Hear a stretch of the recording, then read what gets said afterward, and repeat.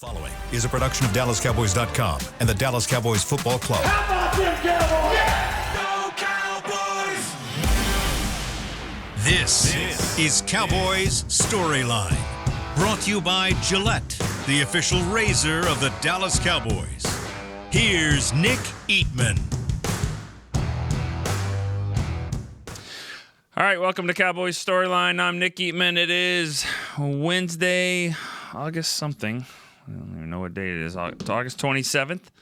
I know this is the first day of the new schedule. So 10 a.m. from here on out on every day that we have podcasts. There's going to be holidays and things like that, travel days where we don't have one. But when we have an actual podcast day, we're going this time 10 a.m. Dallas time. All right. Let's talk about the Cowboys and Eagles because we're about a week away. We're a week away from traveling to Philadelphia. The game will be obviously a week from tomorrow. And I know you guys seem pretty confident about it and at least excited about what could happen when the Cowboys take Philly, take the field there in Philly. I know that they're the defending champs. There's going to be the rings and all that stuff, but this team would be better if it has Micah on the field, obviously, but still, I don't think they're going to be scared. The offense should be ready to go, and then we're all excited about seeing that. The Cowboys cut down the roster yesterday to 53 players. There's still going to be some moving parts there, you would imagine.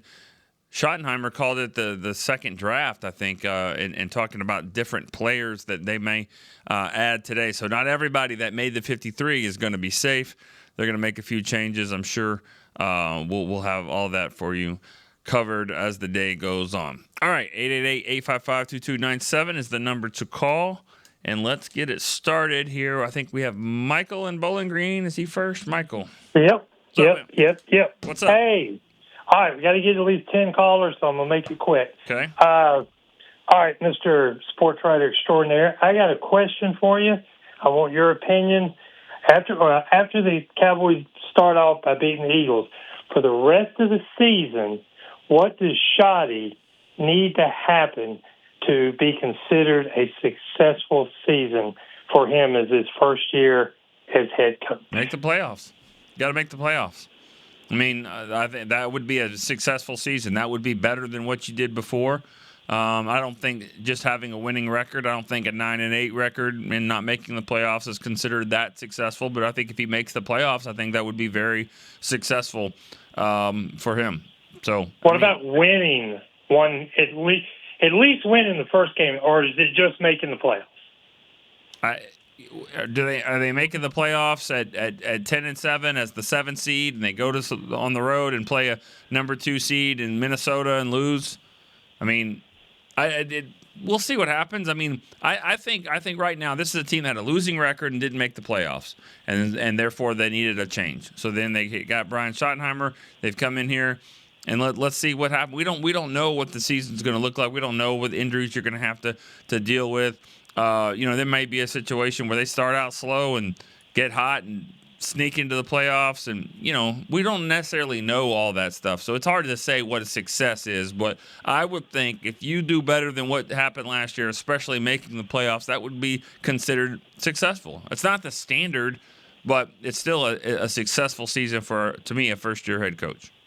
Hey, I knew to get the right answer. I had to ask the sports writer extraordinaire, so... There's not a right answer. It's not a right answer, wrong answer. Seriously, the callers might have a different opinion of what they call successful. But I think when you don't make the playoffs and you make a coaching change, you don't like the direction that you're in. So you need a new guy to come in and change the direction. And if you get a better record than you had before and you make the playoffs, that to me is the step that's needed. Well, I hope Robin Vegas calls today. I want to hear his opinion. Okay.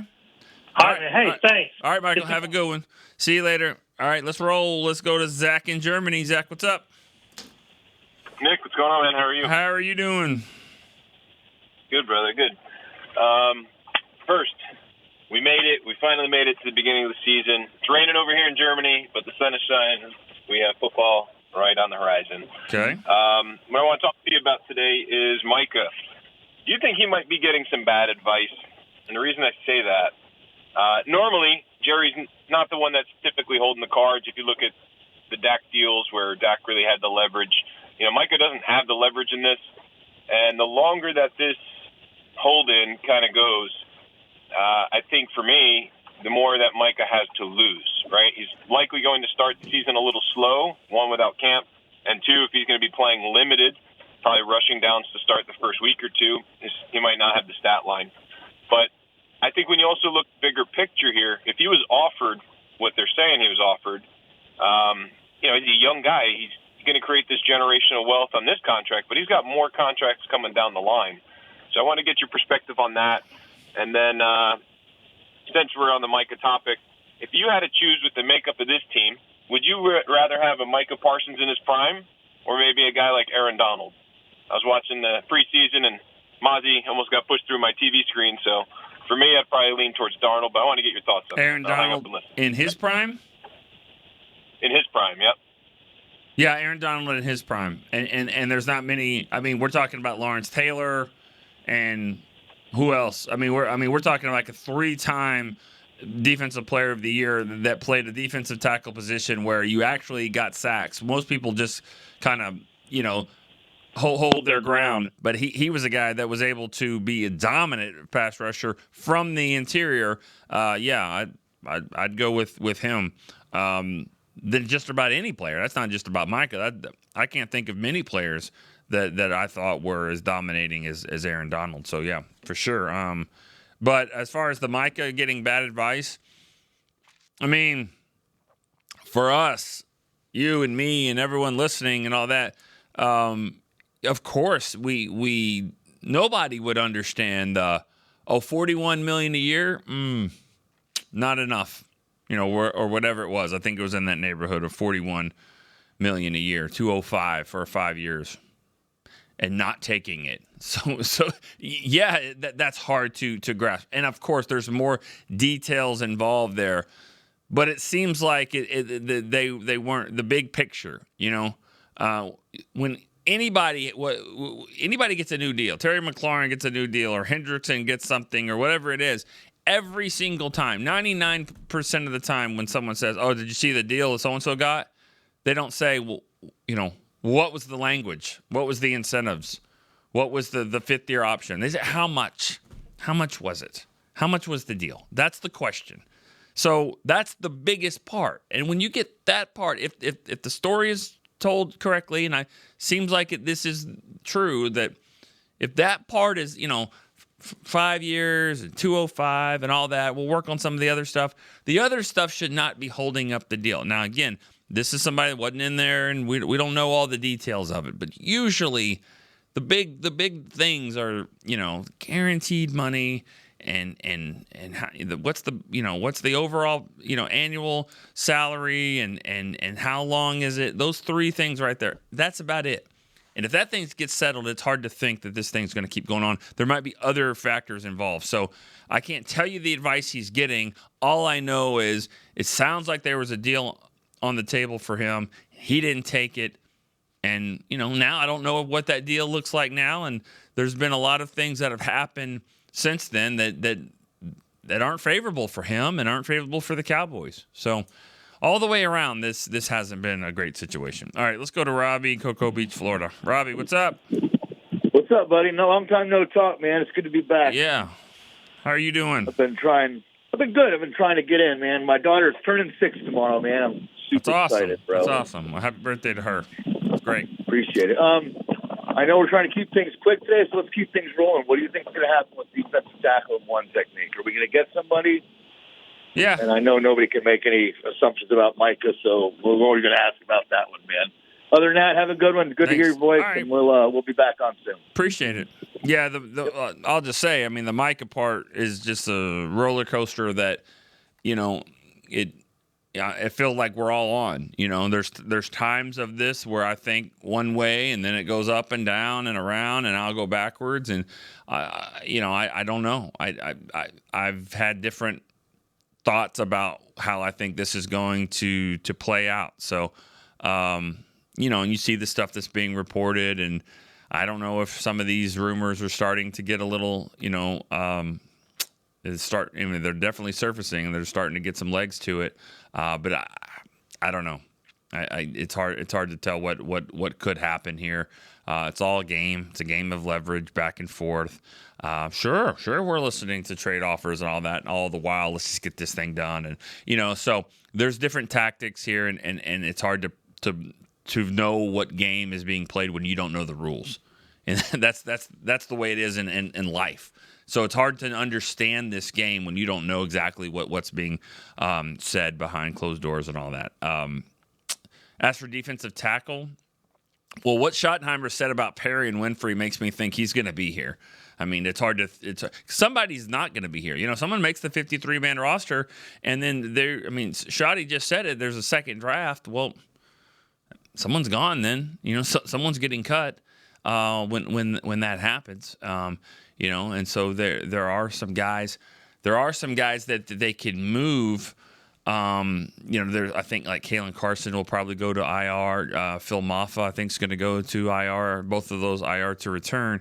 But C.J. Goodwin was cut. Should be coming back. He could be on the practice squad. There's a lot of different things to figure out here. So there's different ways they can do it, but they are probably trying to bring a player or two in here, which means they're going to have to create a roster spot somehow, some way.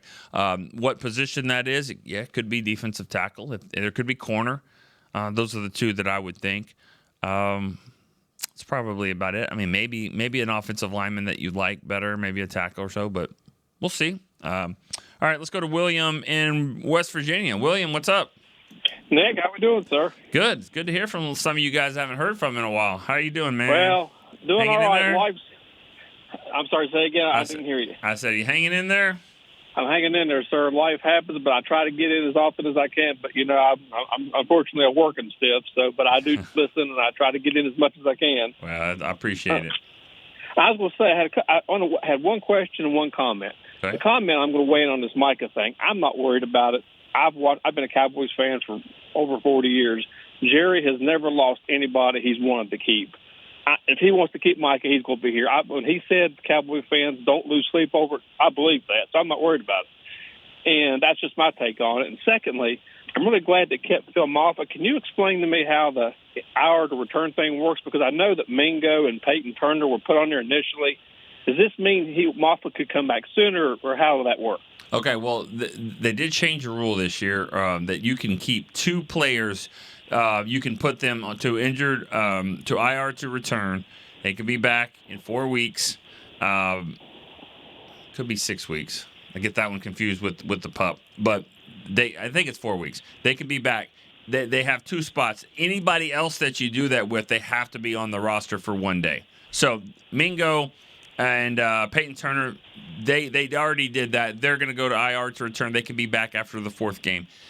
Then today, Maffa and Carson, they've been on the roster for a day. They can now get placed on that, and that will free up a couple other spots. So that any other player that you did that had to be on the roster for at least 1 day. So does that mean 4 weeks for them too? Yes. Is that how that works as well? Yeah. Okay. So thanks for clearing that up for me. Yeah, I appreciate it. And great show as always. Right. Keep it up, and hopefully I'll talk to you again soon. Right. Take care. Appreciate it. Thank you. All right, we're rolling here. Let's keep it going. Fort Worth, we go to Sergeant Sue. What's up? What's going on, Nick? At ease, everybody. How are you? I'm doing well, brother. How are you, man? Good. What you got for me? Yeah, man. Real quick, I just want to say, man, Brooks getting let go yesterday was kind of tough, man. I got to watch him, and I wasn't a big fan of his before training camp, but getting to see him and just how he developed and become such a deep threat, I was really pulling for the guy. It is really unfortunate, people get cut, all the time, and it's just one of those guys. So I just wanted to send a shout-out to him. But one of the things I want to touch on is a lot of we've heard Dak say it already, and, of course, we heard Coach Shotty say it, talk about, the vanilla offense and how things have been vanilla. And I kind of feel like saying that stuff kind of sets you up to – I mean, I guess it can go both ways, but it kind of sets you up to kind of look bad week one, because, this is all going to be brand new. And if things aren't clicking, all this vanilla talk is going to sound kind of dumb, you know what I mean? And I just wish they would, stop saying it. To me, it's kind of like when someone's like, oh, I wasn't even trying that hard. Now I'm going to try for real. It's like, all right, brother, like, whatever. You know what I mean? And I don't like to bring the negativity. I'm usually the positive guy, but that's just something that's been rubbing me the wrong way. And I had a question for you about the running back room. I really wish, because obviously the running game is going to be something that we have to that we're going to see for the first time really under this new offense. So with Javonte not playing any of the preseason, do you feel like maybe the injuries to like Deuce and Blue and Sanders kind of aided to them kind of bubble wrapping him because they didn't want him to get injured as well? And then now you're dealing with, an inexperienced or just a very thin running back room? Or do you feel like that was the plan all along? So that's just my question to you, brother. I'll keep it quick. I know that we want to go through, and I appreciate you for taking my call, brother. Appreciate it. I think that Javonte Williams was the guy from the start. I mean, as the lead runner, I kind of thought maybe Miles Sanders could come in and be a better option, but I don't think they felt that way. I think it was Javonte's job from the very beginning. Now, Miles Sanders getting banged up, Deuce Vaughn getting banged up, Jaden Blue getting hurt for a little bit. I mean, yeah, that probably aided in that, but if you're not going to play your quarterback, you're not going to play most of your offensive line, your starters, then, they weren't going to play the running back. So I think that's kind of what's going on there with the running back situation and kind of why they did what they did. But, I think overall, as far as being vanilla, and it kind of goes both ways. Do you want to show your hand or not? You want to go out there, you want to see some basic things from your players, but you're not going to show all of your best stuff. And I think, the Cowboys versus the Eagles. Okay, one team won the Super Bowl. The other team had missed the playoffs, had a coaching change. And when they played, I think it's 75-13. Is that the combined score of the two games? Now, I understand Dak didn't play in either one of them. Jalen Hurts only played in one of them. But 75-13. That's where you are in two games against Philly from last year. So there's a huge gap there. And so talent-wise, no, I don't think the Cowboys have the talent that the Eagles do, especially at some of the skill positions and things like that, defense and all that. But the one advantage that they kind of have is that Philly doesn't have a great read of what the Cowboys are trying to do. Now, maybe it'll take two series to figure it out. Maybe, it's not going to be that big a deal. But all I'm saying is that's one little thing the Cowboys do have in this situation. And so you want to keep it. So you don't want to go out and throw some things out there and put those things on tape. You don't need to do that. So, you got to take every little advantage that you have, and that might be one that the Cowboys do have. Again, I'm not saying that the Eagles can't figure it out and they'll know right away what the Cowboys are trying to do, but maybe it's 7-0 Dallas. Maybe it's 10-0. Maybe it's they're enough where they can hang in the game for a little bit. And that's where I think we are. I mean, they're 0-0 like everyone else. But, I mean, all we're going off of what we saw last year, and I'm sure Philadelphia is going to be a really good team. And that place has always been tough to play. So it's going to be rowdy and exciting for them. So it's going to be a great atmosphere. But I'm saying, I like the fact that the Cowboys have some things that they haven't shown yet that maybe – some packages that can help them once we get out there. All right, let's go to Joe in New York. Hey, Nick, how are you, sir? Good. How are you doing, man? I'm doing great, man. Another year upon us, Cowboy football. Always a good time of year. You just mentioned something. I was going to mention something else, but I just want to hit on real quick what you mentioned. We're hoping the Cowboys could stay in the game. And when you have a franchise quarterback that you paid $60 million to, right, you're hoping for more than hoping that they could stay in the game. That's what leads me to this. I don't know where you stand on Micah Parsons. I've been a Cowboy fan since 1980, okay? I go back. I'm in New York. Last time you commented on my accent, and I appreciate that, sir. I'm a huge Cowboy fan. I've been this for a Cowboy fan 80. I'll always be a Cowboy fan. My question to you is this. If we're at the point now, and usually every year when we were 12-5 for the last 3 years, throw out last year because of Dak, we always had a great record against the NFC East, right? Usually we split with Philadelphia. We would sweep the Giants, and we mostly would sweep the Commanders, okay? And that's where we had the advantage. Having Dak was that advantage. If you're saying our talent gap is that great between us and, say, the Eagles, is it for a defensive player? And that's why I'm asking you for Micah, right? I think Micah's a great player. I don't think he's a transcendent player, okay? If they're talking about getting 2-3 number one picks for him, right, and the talent gap is that far, why would we pay him without trading him? I just want to get your opinion on that, because if you're saying, like, based on what you see now, we're going to be, say, 500 or less. I right? didn't say that. I didn't say that. I said the talent between the Eagles, the world champions, and the Cowboys was 75-13. I don't know if they've closed the gap on that. I don't know if they've closed the gap, because I don't know the best players on defense, Parsons and Diggs. I don't know if they're going to play. Overshown, those three guys, they all three might not play in this game. So I can't tell you that they've closed the gap that much. I didn't say anything about what their record was going to be. Well, here's what I was going to ask you then. But if you look at who they're playing this year, right, they're playing other than, which I think you would agree that the division's better, okay? How much better, I don't know. But they could finish fourth in the division, right? They could. My question to you is who they're playing is probably one of the toughest schedules in the NFL. Starting now, you don't know about injuries and all that other stuff.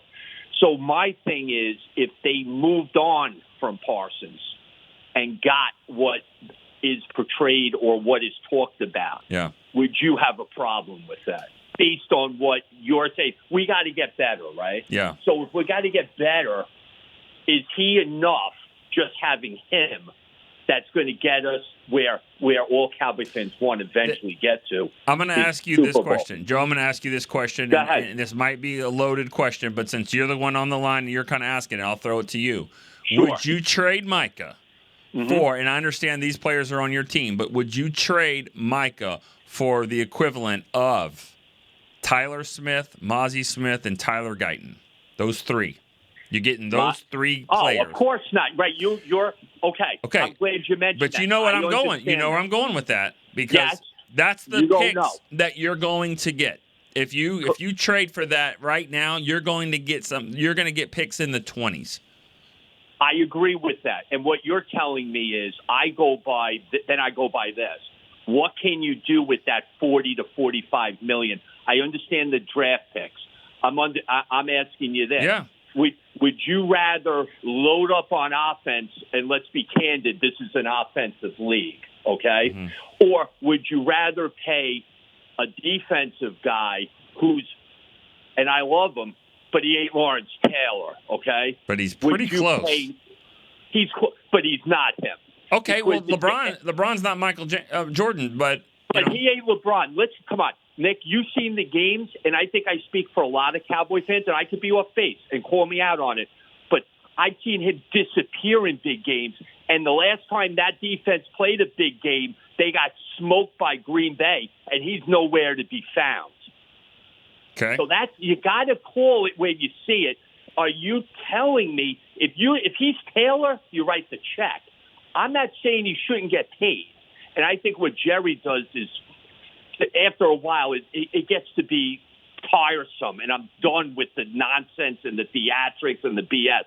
But what I'm saying to you is, you have to be confident in Will McClay and the scouting department. And if you're telling me, for the most part, they've drafted well. Yes, they had some couple of bad players with Mozzie and stuff, and I agree with that, and I agree with what you're saying in that regard.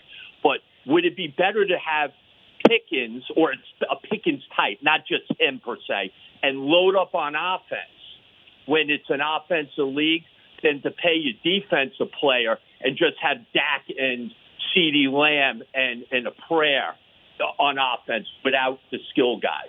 That's all I'm asking. Okay. I'll answer it. Thank you, Joe. Appreciate that. Hey, have a great year, Nick. Great talking to you, man. Keep up the good work, man. You too. Thank you.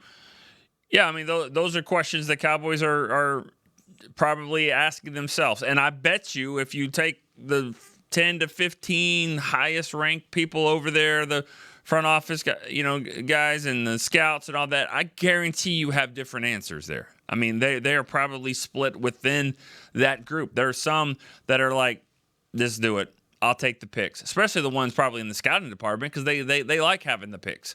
And they don't have to deal with some of the other stuff, as far as from the coaches might.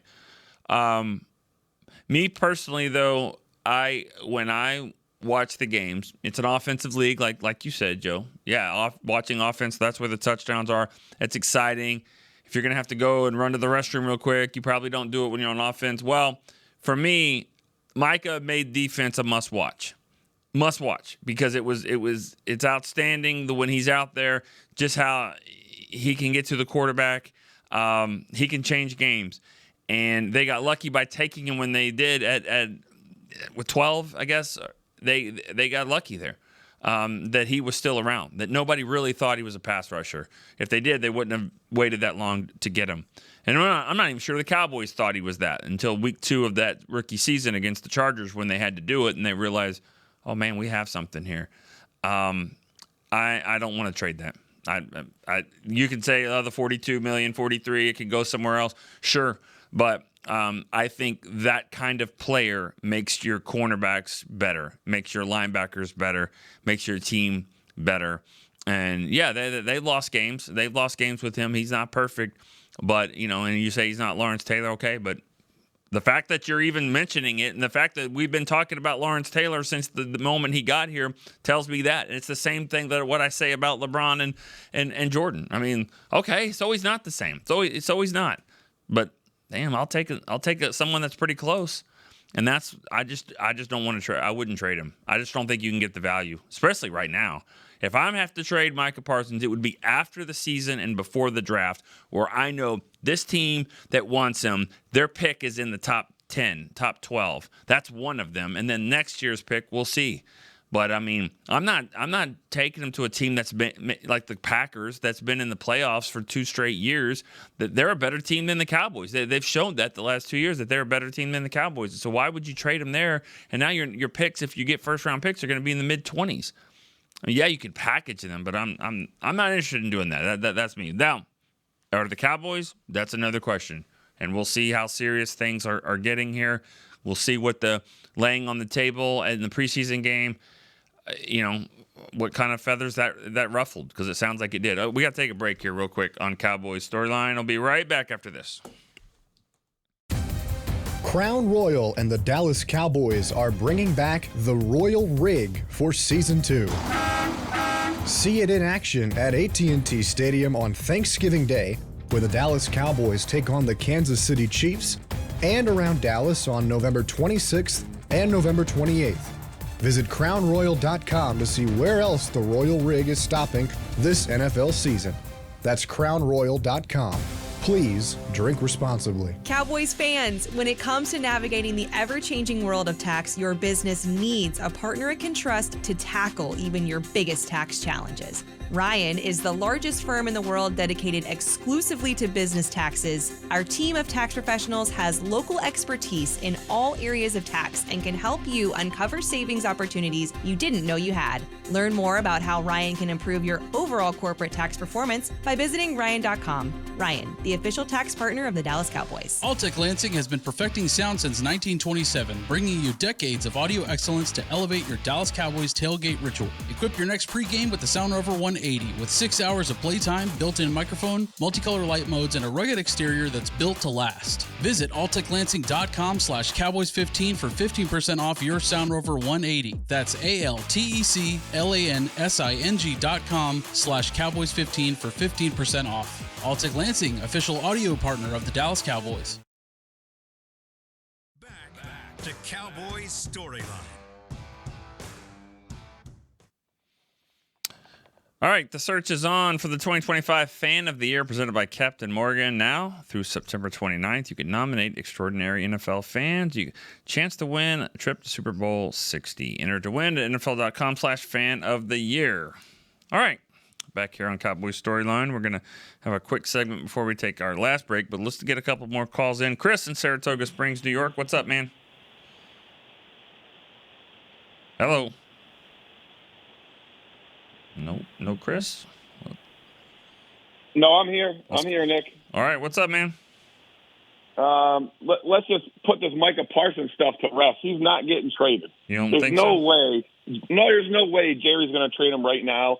This is all business. It's all a game. It's all tactics. He's probably going to play on the franchise tag, is my guess, or they'll sign him at the last minute. He's not going anywhere. There's no way we're going to trade a generational player when his value is kind of at the lowest point right now. 100% agree with you. If we're going to trade him, it's going to be at the end of the year, before the draft, when we know exactly what we can get or where that pick's going to be. We have a team, in my opinion, right now, if we can stay healthy, we have a chance to compete in the playoffs with Micah Parsons. Without Micah Parsons, very little chance, in my opinion, we can compete in the playoffs without Micah Parsons. So I say there's like a 1% chance that he gets traded before the season starts. I'm just excited to see, the new offense and what we're gonna have and how exciting it's gonna be. But Micah Parsons isn't going anywhere. I'm telling you right now, he's not going anywhere. All right, I don't know. I wouldn't. I don't think so either. I'd be shocked if it happened, but I think there's a better chance today than I would have thought in yesterday's show. And so if that thing keeps going like that, then yeah. But I mean, I think the fact that maybe the Cowboys are at least listening, that right there tells me that they're at least entertaining the thought. Now again, I don't know. Like you said, it could be all just business strategy here and trying to one up each other with leverage. There's a lot of moving parts here. There's a lot of different scenarios that can happen. Some things that I don't even know I can even talk about that could happen here, could be on the table. So it's wild. I wish I had better answers here. You don't like that thing hanging over your head as you're about to play the game. Everybody's got question marks, but most of them don't have, is your best player on your team going to play for you or not? That's where the Cowboys are. I think he suits up against the Eagles. I really do. I think, will he play the whole game? Probably not. But he's going to play enough where he can be impactful. I really think he's going to play. I don't see a scenario where he's going to want to sit. He's pretty loyal to the teammates. He loves those guys. I don't think he's going to sit. I really think he's going to play. What makes you say that, though? I'm just going to put that back on you. What makes you say loyal to your teammates? All the reports. You talk to Diggs. You talk to the other guys. No, I need more than Diggs. I need more than his buddy. He is. I just think he's always wanted to be a Cowboy. I think it's just the way the game. I mean, look at the guy in Cleveland. He said, "Yeah, I don't want to be in Cleveland anymore. Trade me." And then like a week later, he signs. It's what they do. It's the business of it. He wants to get leverage. He wants his money. I don't blame him. You know what I mean? I get it. It's all just a game. The only reason I asked you about that with the teammates is I'm just going to say this. Laying on the table in the middle of a preseason game, I think has a bigger effect than people realize. I think that was a bigger deal than people think. I don't. That was not a good look. Right. And I think that's maybe a little bit immaturity, in my opinion, a little bit on his part. That's not a good look. I agree 100%. Right. And then with anybody in the world, when you're talking to somebody that says, "Man, some of your issues are immaturity," here's $200 million. So that's part of it. I'm not calling him immature, but I mean he's young. He does some things. You're right. That wasn't a good look, but that didn't look good as the leader of players that you want. And I'll say this off the air. You have anything else? Are you good? Just one more. What do you think about that defensive tackle that the Ravens waived? Any chance you think we sign somebody like him for the defensive tackle position? I didn't see that. Was that cut recently? I haven't seen who's out there. Are you talking about waive a few weeks ago? No, they just waived him. No, I don't know. I wouldn't know that. I haven't looked at some of those guys. If he can help this team, if he's better than Mozzie and Perrion Winfrey, And I think you gotta look at that, and I think the Cowboys are looking at players like that. Okay. So, all right. Thanks, man.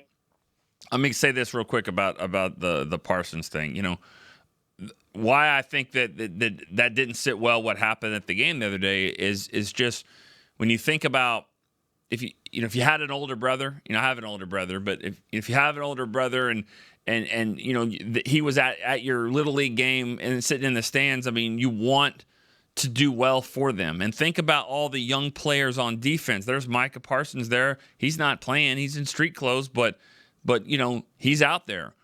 And you want to show out for them. And you want to make a big play. You see some of these guys make a big play. Andrew Booth got an interception 2 weeks ago, and here's Deron Bland, and there's all the defensive guys giving them high fives and all that. You want to do that. James Houston's making a sack here in the middle of the game, and Micah Parsons did you see that?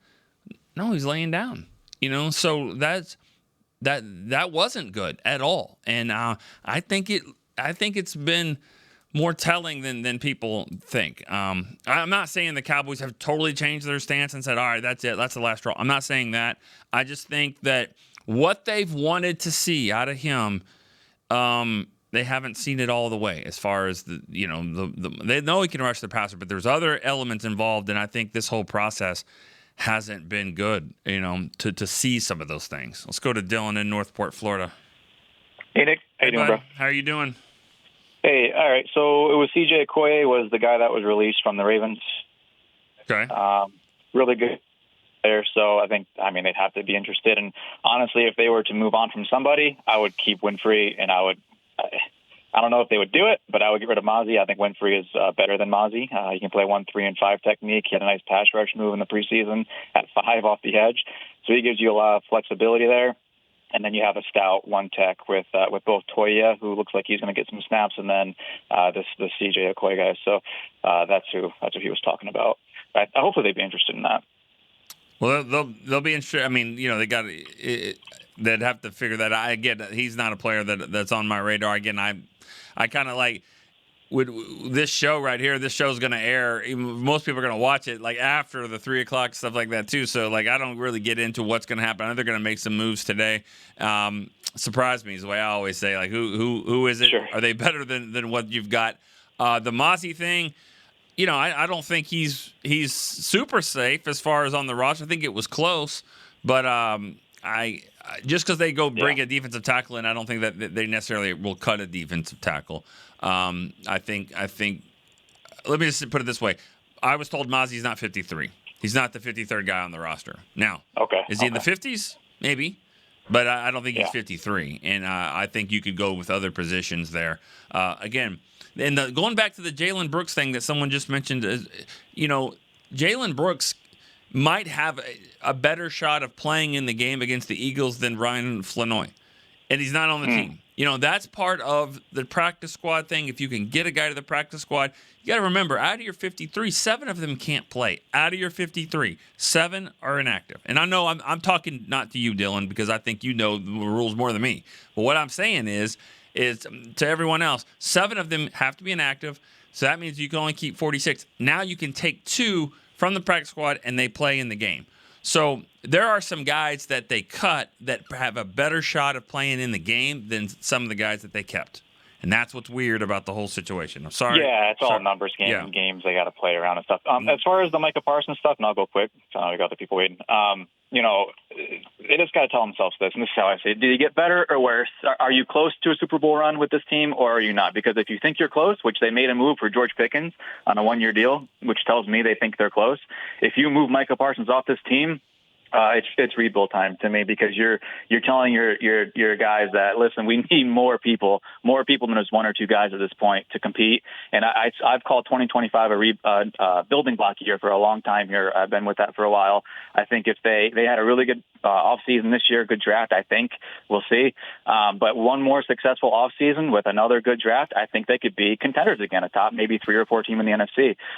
So if you trade Micah Parsons away, you're not going to be that, and you're just hoping that these picks hit. So that's my thoughts on that whole thing. Yeah, I agree. And thank you for the call, Dylan. And this is why I think if the Cowboys were to do a trade, I think that the key is not going to necessarily be, the who you trade it to, and who you're trading him to, and you wouldn't know where they're picking.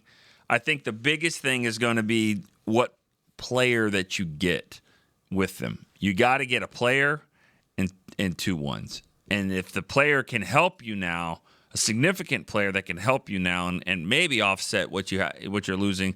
And I'm not saying that you have to get a pass rusher. I'm just saying, another player, an impact player plus 2 picks. I mean, I think if they get a player, then they're interested. But and that's a change. I never thought they might even entertain. And again, this all could be for naught. I mean, it could just be the game that's being played. All right, let's go to Irwin in Colorado. Hey, Nick. How you doing? Good. How are you doing? Doing great. Hey, I just wanted to touch bases a little bit with some folks have been talking about, and you had one caller on there who was saying it absolutely wasn't going to happen. I absolutely think that it possibly could happen. I'm not saying that it will, but it could happen. And there's a couple scenarios that I was kind of looking at that think about a team like, I'm just saying, maybe the Raiders, who happen to have a player who I believe the Cowboys kind of wanted. And we all know the Cowboys have kind of been wanting a running back for a while. So why not go and try to look at the possibilities of trading to the Raiders for a draft pick, also a high draft pick, first-round pick, and then possibly that running back that they picked that everybody knows about, impact running back. And, I mean, that was such a bad look that Parsons did the other night against the Falcons when he was laying on the table with his eyes closed while the players were playing. And I know he said it was just a split moment, but perception is reality, and everybody saw that, and it almost actually looked a little T.O.-ish if you think about it, and kind of wanted to get your thoughts on that. Yeah, and I've said it, honestly. I think I've said enough on that part, but I agree with you there. And then on the trade, it's possible. I mean, I didn't think it would be. And I'm just gonna let me just reiterate. I still think I would be shocked if it happens. I'll still not just surprised. I'll be shocked if Jerry Jones trades Micah Parsons. I'll be shocked. Is it something that could happen? Let's just be cute here. I think it's on the table. So, and that's kind of the theme of the last week has been on the table. Let's go to another break here on Cowboys Storyline and be right back after this. Discover Aiden, the official luggage partner of the Dallas Cowboys and Dallas Cowboys cheerleaders. Known for top-tier engineering and craftsmanship, Aiden offers more than just bags. Originating from Australia and designed in New York, it merges fashion, design, and culture. Used by Dallas Cowboys players, staff, and the entire organization, Aiden provides style and functionality for all travelers. Visit AidenTheBrand.com and use code AidenXCowboys for 25% off your purchase. Travel like your favorite stars with Aiden. All right, Cowboys fans, this one's for you. Gillette's Best Shave has a new look this season, and they've got one that sticked out in Cowboys colors just for us. We're going to want to run, not walk to this one, y'all. The new Gillette Labs official Dallas Cowboys licensed razor isn't just Gillette's best shave. With 50% longer lasting blades than Fusion, it's the best a Cowboys fan can get. Get it while you can at Gillette.com/NFL. Gillette's Best Shave is also available as heated. Back to Cowboys Storyline.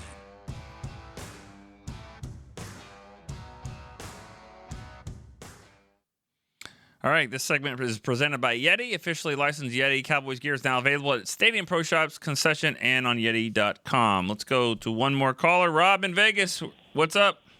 Hey, Nick. Hey, Rob. How are we doing? Joe from New York. Yeah. I'm doing good. I thought Joe from New York was pretty much spot on. When you got a quarterback like Dak, paying him $60 million, the playoffs should be a given if everybody stays healthy. This team should be shooting for more than that. And unfortunately, Jerry didn't, he goes to the edge, but the days of pushing the chips to the middle are over. This team, the only thing they really upgraded was Pickens. Everything else is a mystery. The running game, the offensive line, and that's why, unfortunately, I think Philadelphia is going to be a beatdown. And it's only because what they do really good, we don't do good. We don't stop the run, and they're gonna rush the passer like crazy, and they're gonna run the ball. And if Mike is barely out there, if he's out there at 100%, I didn't like our chances. If he's barely out there, I really don't like. Talking about Micah, I think he thought he was friends with Jerry. You know, they hung out in the box, and I think he thought, nah, Jerry's going to take care of me. And I think what he blew it in a way where Jerry made him an offer. You know, I'm just going to go by what I heard. And Micah said, damn, that sounds good. Mm-hmm. And then his agent somehow said, no, I think we could do better. That rubbed Jerry the wrong way. And Jerry's like, dude, do you understand I got you for 3 years? You keep hearing Jerry say that. Right. He says it all the time. I have you for 3 years. And Micah laying on the table looked foolish. I don't want to hear loyalty. He sat out a full year in college because he didn't want to get hurt to go in the draft. So there's no loyalty. It's all about money. Nobody's loyal to nobody anymore with this kind of money. But I just think Micah just blew it with that. Trading him, you know, I go back and forth. Sure, if Jimmy Johnson was here, I trade him tomorrow because I know Jimmy would build this team because they are a couple of pieces away. But it's not.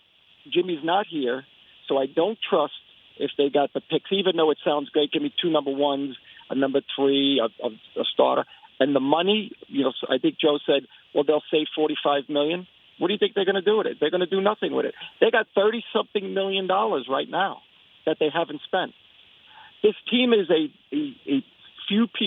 defensive tackle away from being a really good team in my eyes. You cannot get that now. The time to build a team was months ago. Whatever you're going to get now is going to just be a guy, a body, maybe a little better than Mozzie. Who knows? But unfortunately, we're stuck where we're at. I think we're probably looking at a 9-win season. I just don't see them. You know, I agree that everybody seems like they've gotten better. The Rams. I just think that everybody's better, and I don't know if we're better. We have so many injuries to start the season off. We got some of our best players are not going to be on the field. And Pickens, as great as he looks, I don't know if you could beat Philadelphia, like you said. How do you close that gap with one wide receiver? You know, I just don't see it. And but listen, we're here for the ride. Yeah. Let's see what happens. You know, I'm a Cowboys fan. You know, sometimes. Right.